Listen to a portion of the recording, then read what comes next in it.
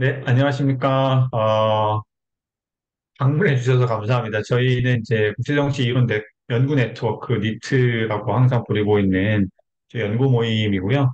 저희가 연구 모임을 통해서 다양한 시도들을 이제 해오고 있습니다.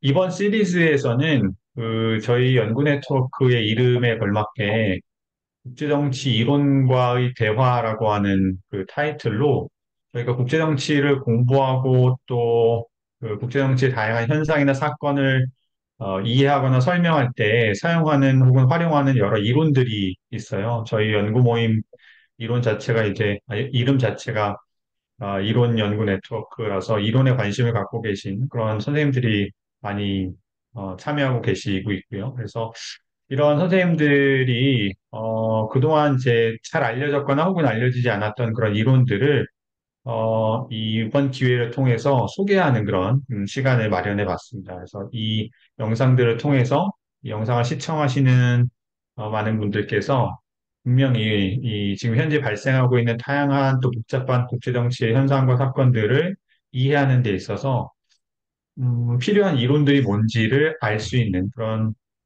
좋은 기회가 될 수 있다라고 생각이 들고요. 오늘은 그 첫 번째 시간입니다. 그 첫 번째 시간이고, 그래서 진행하는데 조금 뭐 미숙함이 있을 수도 있어요. 그래서 여러분들이 시청하시는 분들께서 조금 양해를 해주시기를 부탁드리고요. 그 첫 번째 영광을 갖게 되신 선생님을 먼저 소개를 해드릴 텐데요. 아마 지금 화면에 나와 계신데 잠깐 짧게만 소개를 해드리겠습니다. 현재 경기대학교 정치외교학과의 전공 주임 교수를 맡고 계신 장기영 교수님 나와 계시고요. 미국 이 메릴랜드 대학에서 박사학위를 받으신 걸로 제가 알고 있어요. 그리고 현재 경기대학교에 이제 부임하기 전에는 서울대학교를 포함해서 여러 연구기관이랑 대학에서 연구를 오랫동안 해오셨고, 또 그런 과정에서 많은 저술 출판을 해오셨습니다. 그 중에서도 소개를 하기는 어렵고요. 최근에 출판된 것 제목만 좀 말씀을 드리면, 인공지능과 미래 안보에 대한 국제정치 이론적 전망, 국가 및 사회 수준과 개인 수준을 중심으로라고 하는 제목으로 올해 국제정치 논총이라고 하는 이 학술지에 출판한 글이 있고요. 또 경제안보를 둘러싼 미디어 편향과 정치 양극화, 2019년 한일무역전쟁, 분쟁 사례를 중심으로 라고 하는 제목으로 한국정치연구, 라고 하는 학술지에 역시나 2024년에 출판한 글이 있습니다. 또 한글로 쓴 글뿐만 아니라 영어로 쓴 그런 논문들도 상당히 많은데요. 그중에 최근 것만 그냥 말씀을 드리면 I know something you don't know, the asymmetry of strategic intelligence and the great pros of asymmetric alliances라고 하는 제목으로 British Journal of Politics and International Relations라고 하는 굉장히 좋은 학술지에 출판한 글이 있고요. 또 하나만 더 소개를 해드리면 이 공저자로 이제 같이 하신 논문이 하나 있는데 How does news exposure shape citizens' perceptions of and behavior responses toward corruption이라고 하는 제목으로 Japanese Journal of Political Science라고 하는 역시 좋은 학술지에 글을 출판한 그런 경력을 갖고 계십니다. 그래서 이 제목만 보셔도 아시겠지만 굉장히 다양한 이슈, 국제정치와 관련된 굉장히 다양한 이슈를 깊이 있게 논의하고 계시고, 큰 틀에서 보자면 국제정치와 국내 정치와의 그런 상호 연관성에 대한 동학을 규명하는 노력을 꾸준히 해오고 계십니다. 오늘은 앞서 말씀드린 것처럼 이 국제정치 이론과의 대화라고 하는 타이틀로 저희가 시작하는 것이고, 그 첫 번째 이론으로 저희가 특히 이제 장기영 교수님께서 선택하신 설명해 주시고 혹은 대화해 주실 그런 이론으로 민주평화론이 되겠습니다. 그러면 장기영 교수님 부탁드립니다. 네, 안녕하세요. 안녕하세요. 네, 장기영입니다. 경기대학교 장기영입니다. 저는 오늘 자유주의의 그 가장 큰 유명한 이론 중에 하나인 민주평화론에 대해서 좀 짧게 설명드리고, 말미에 뭐 제가 하고 있는 그런 작업들과 연관지어서 좀 설명하고자 합니다.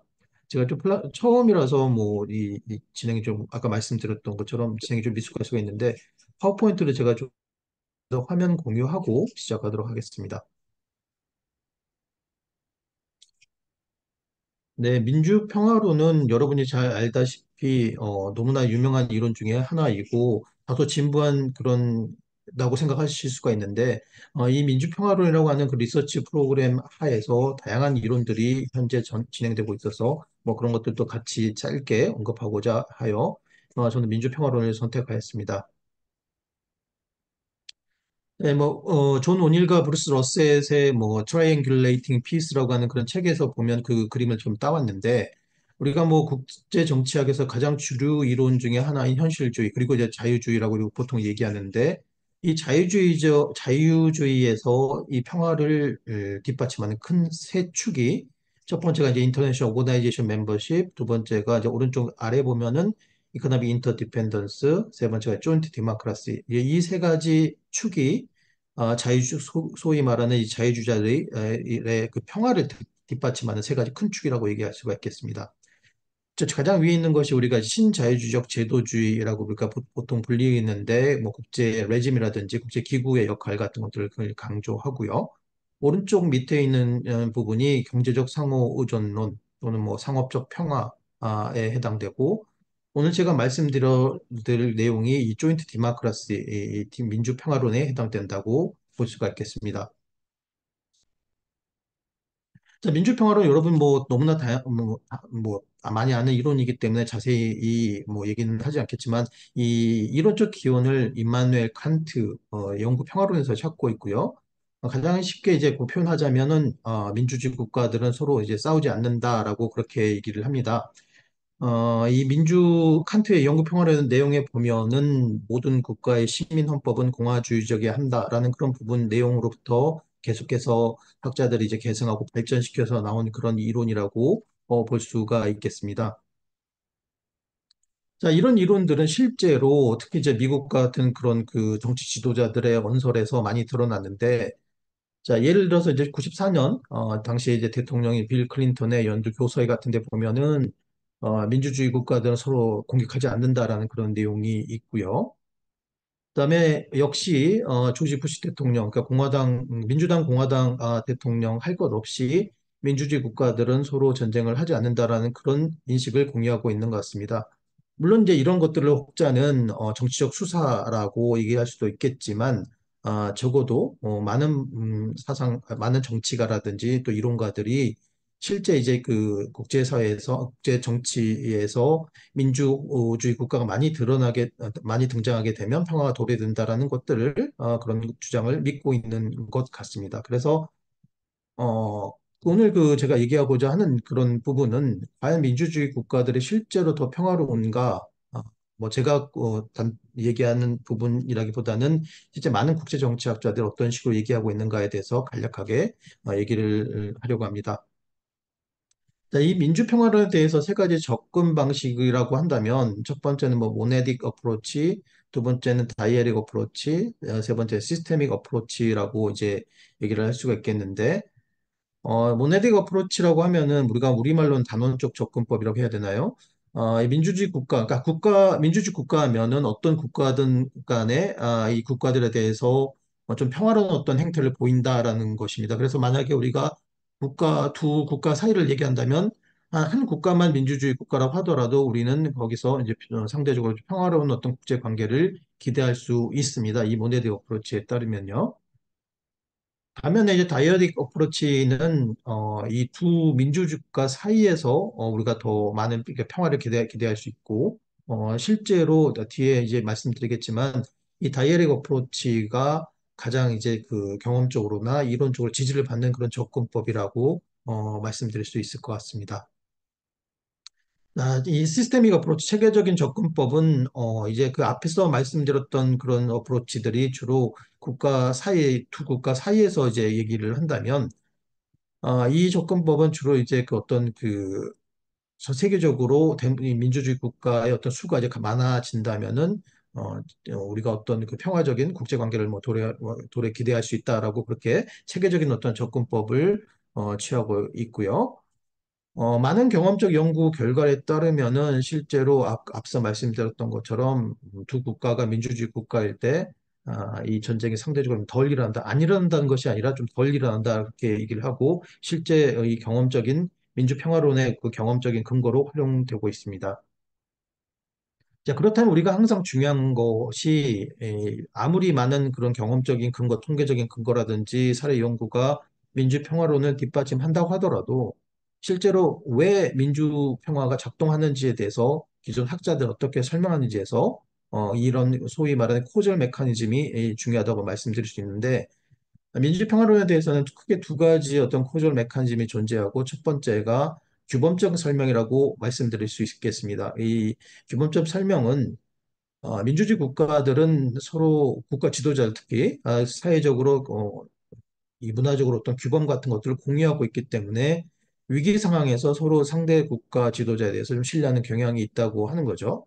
그러니까 예를 들어서 민주국가 지도자들은 국내적으로 예를 들어서 뭐 타인과의 어떤 분쟁이 있었거나 갈등이 있었을 경우에 어떤 뭐 이라든지 사법 체계라든지 어떤 뭐 조정 절차를 통해서 해결하지 어떤 무력이라든지 완력을 통해서 해결하지는 안 왔던 그런 것들이 일종의 규범이 내재화되고 실제 국가 간의 어떤 그 갈등 상황에서도 그런 그 내재된 규범이 발현된다라고 그렇게 규범적 설명에서 얘기를 하고요.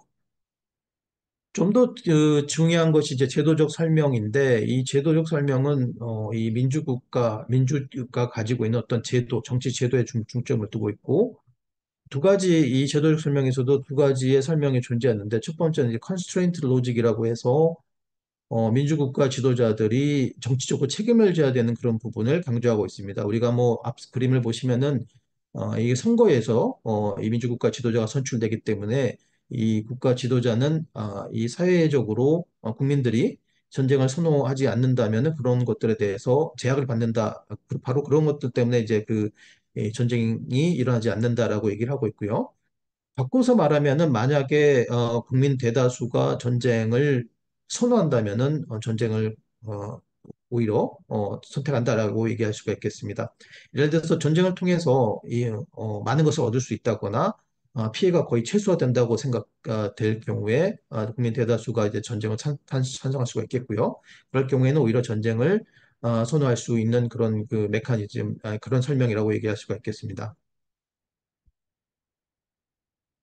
자, 이 제도적 설명 중에서 인포메이션에 이 정보, 정치 정보에 중점을 두는 이론들이 있는데, 첫 번째 그 그림을 보시면은 우리가 민주국가국 남북한을 이렇게 비교해 보면 북한 지도자가 현재 뭐 어떤 상황인지 어떤 정치적 선호를 갖고 있는지에 대해서 우리가 제한된 정보를 갖는 반면에 우리가 남한의 지도자들에 대해서는 뭐 매스미디어라든지 뭐 야당의 어떤 국회에서의 어떤 뭐 발언이나 이런 것들을 통해서 TV, 라디오, 뭐 SNS를 통해서 비교적 많은 정보들을 접할 수가 있겠습니다. 그래서 이 정보들 많이 우리가 접할 수 있기 때문에 그런 것들은 분쟁 상황에서 이 적국, 가상의 적국, 그러니까 이 상대 국가들도 그런 정보들을 얻을 수가 있기 때문에 전쟁을 피할 수 있는 그런 그 요인이 생길 수가 있겠고요.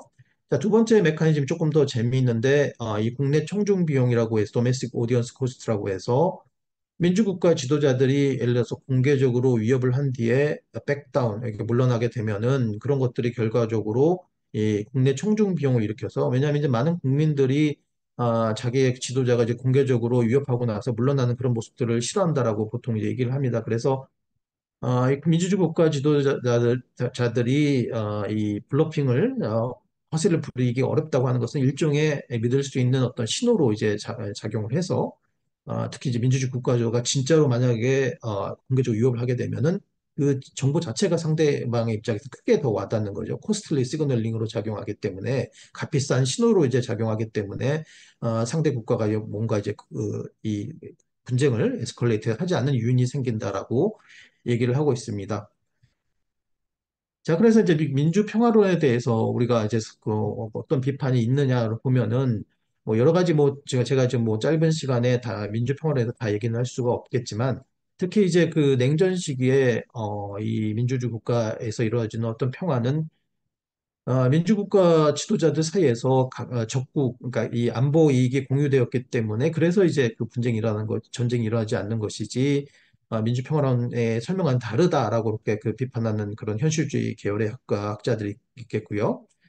그다음에 이제 그 에드워드 맨스필드와 잭 스나이더 같은 학자들은 이 신생 민주주의 국가와 성숙한 국가 민주국가를 구분해서 신생 민주주의 국가에서는 오히려 전쟁이 더 잘 일어난다. 예를 들어서 이제 신생 민주주의 국가에서는 이 정치 제도가 아주 취약하기 때문에 국가 지도자는 예를 들어서 그 외부의 적을 외부의 위협을 통해서 안보 결집 효과를 뭐 유도하는 그런 것들이 많이 발생하고요. 그러다 보니까 이제 그 호전적인 어떤 민족주의라든지 뭐 그런 그런 성향들이 많이 일어나고 결과적으로 오히려 전쟁을 많이 일어난다라고 이렇게 비판을 하는 그런 사람들이 있고 그다음에 이제 뭐 최근에 들어서는 민주주의 국가들 사이에서만 평화가 도래된 것이 아니라 오토크래틱 스테이트 권위주의 국가 사이에서도 뭐 오디언스 코스트가 국내 총중 비용이 발생할 수 있다. 또는 민주주의 국가 지도자들이 이 밀실 협상 뭐 이런 것들을 통해서 이 오디언스 코스트를 피할 수가 있다라는 그런 다양한 어떤 이 비판적인 어떤 설명들이 나오고 있습니다. 그래서 제가 여기서 이제 그 이론가의 대화에서 좀 강조하고자 하는 것은 실제 우리가 이제 다양한 민주평화론의 이론이 있지만 이 민주평화론이 이론이 왜 맞는지 왜 맞지 않는지에 대한 어떤 이론적 코저 메커니즘이 중요하다라고 강조하고 싶습니다. 지금 제가 말씀드렸던 내용이 여기에 나와 있는데 다시 요약하자면 여기 세 가지 접근법 중에서 민주평화론에 대한 이 다이애릭 어프로치, 그러니까 이제 두 국가 모두 민주주의 국가일 때 전쟁을 상대적으로 전쟁을 피하는 그런 경향이 있다가 이제 다이애릭 어프로치가 가장 일반적으로 이 통용되는 그런 접근법이라고 할 수가 있겠고요.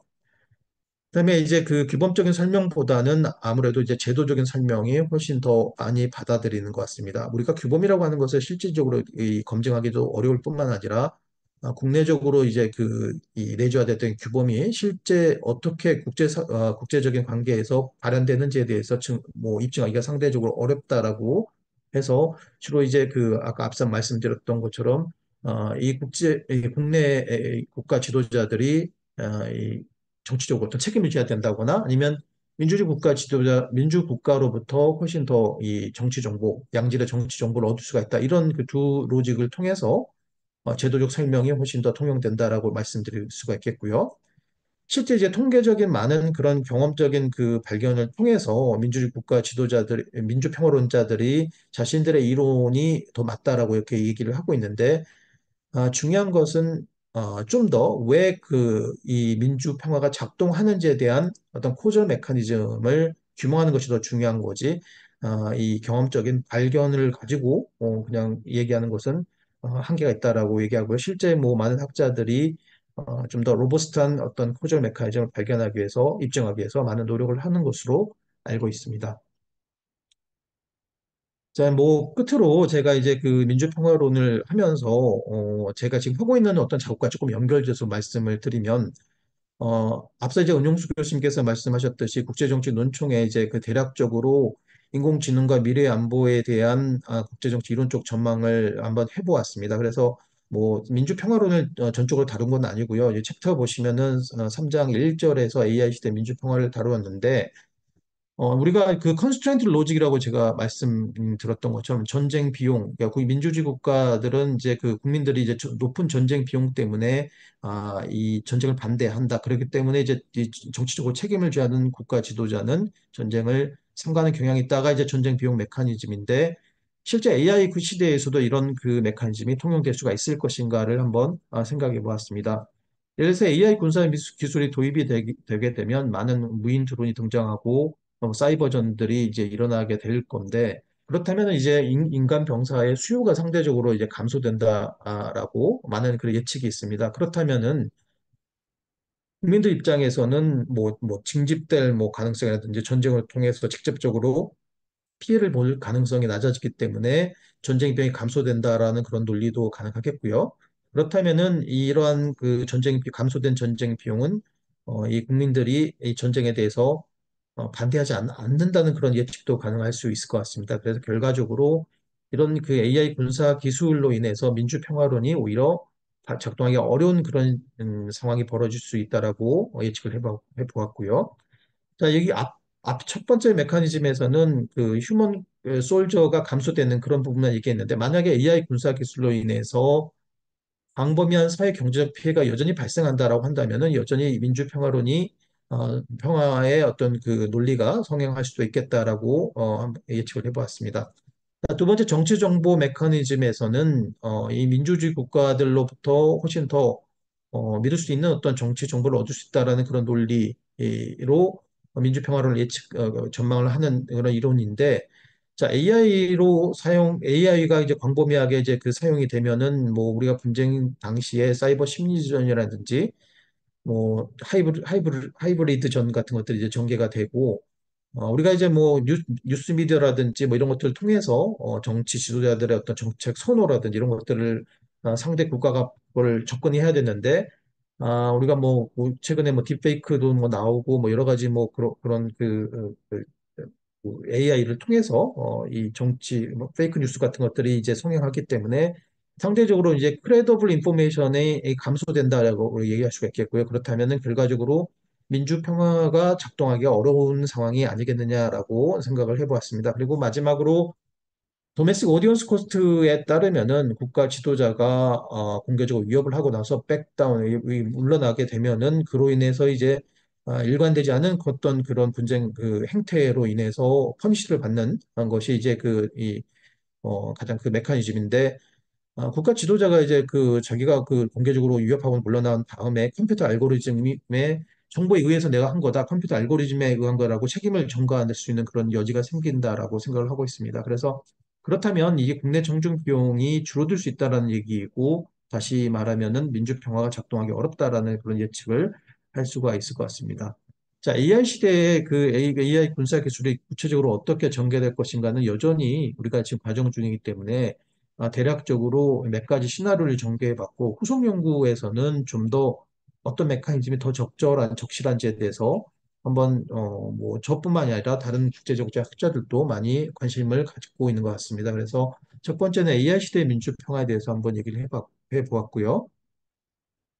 두 번째는 국내 청중 비용의 이제 마이크로 파운데이션, 이제 미시적 토대에 대해서 뭐 생각해 본 연구가 있습니다. 이거는 뭐 아직 지금 워킹 페이퍼로 지금 단계에 있고 아직 구체화되진 않았는데, 국내 청중 비용에서의 메커니즘 보면은 일반 많은 국민들은 국가 지도자가 물러나는 것에 있어서 비판을 하는데 그런 그 근거가 국민들은 이제 그 국가의 명예를 뭐 중요시한다거나 아니면은 이 국가 지도자의 자질이 과연 뭐 뛰어난 지도자가 아니라는 그런 정보를 얻어서 그래서 이제 퍼니시한다라고 하는 그런 이론들인데 제가 생각하기에는 그런 그 가정이 좀 다소 일반화하기에 조금 어렵다라는 생각을 하고 있고 우리가 이제 투표 모형 그 같은 데서 보면은 우리가 이제 그 슬라이드 오른쪽 그래서 내용을 보시면은 UIL가 UIC가 있는데 이거 L은 이제 그 집권당을 뽑을 그런 효용이고요. 챌린지 C는 이제 챌린저 이제 에, 야당을 뽑을 그런 야당 지도자를 뽑을 그런 투표 효용 함수인데 이런 효용 함수 같은 것들을 통해서 과연 이제 어떤 조건에서 국내 청중 비용이 존재하는가를 이제 보면은 도비시 컨디션이 있고 머더릿 컨디션이 있고 호키시 컨디션이 있는데 이 머더릿한 그런 온건한 국민들의 정책 대다수의 정책 선호가 온건한 경우에 국내 청중 비용이 이 작동할 수가 있고 지나치게 이제 호기시한 경우 이제 그런 경우에는 사실 그 국가 지도자가 물러난 거랑 상관없이 이 호기시하게 전쟁을 선호하는 정책 선호로 인해서 퍼니시하는 거지 그게 물러나기 일관적이지 않아서 뭐 퍼니시하는 것은 아니라고 이렇게 얘기할 수가 있겠고요.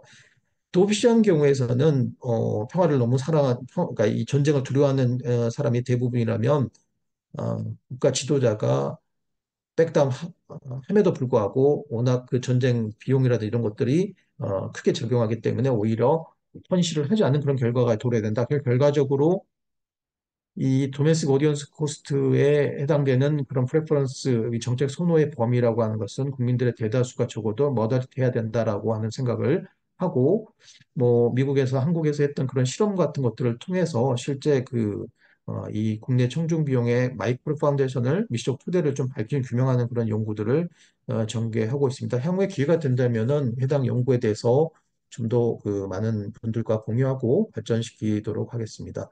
자, 이상으로 제가 이제 그 민주평화에서 간단하게 말씀 드렸습니다. 네, 감사합니다. 네, 장기영 교수님 감사합니다. 네, 이 교수님께서 설명해 주신 것처럼 일단 민주평화론의 기본적인 주장이 뭐고 또 그 주장이 어떻게 만들어졌는지에 대한 세 가지 접근법에 대해서 아주 알기 쉽게 잘 설명해 주셨다고 제가 생각이 들고요. 더 중요한 거는 이 교수님께서 지적하신 것처럼 그 주장들이 만들어진 메커니즘에 대해서 우리가 좀 더 깊이 있게 생각해 볼 필요가 있다. 그러니까 경험적으로 민주주의 국가들끼리는 특히나 이제 다이아딕 어프로치에 따르면 전쟁을 잘 하지 않는다라고 하는 경험적인 근거나 혹은 케이스들이 많이 발견되지만 그렇게 되는 메커니즘에 대해서 우리가 좀 더 깊이 있게 들여다볼 필요가 있다라고 하는 말씀이 굉장히 저한테 와닿고요. 이 영상을 보는 많은 어, 학생들 또 나아가서 전문 연구자들도 이 영상을 통해서 상당히 많은 영감을 받고 당연히 정보도 얻을 수 있고요. 그럴 거라고 생각이 들어요. 그래서 또 마지막에 교수님께서 설명해 주신 교수님의 연구와 민주평화론과의 관계도 그 메커니즘에 대한 좀 더 깊이 있는 연구라고 생각이 들어서 굉장히 흥미롭고 또 앞으로 기대가 됩니다.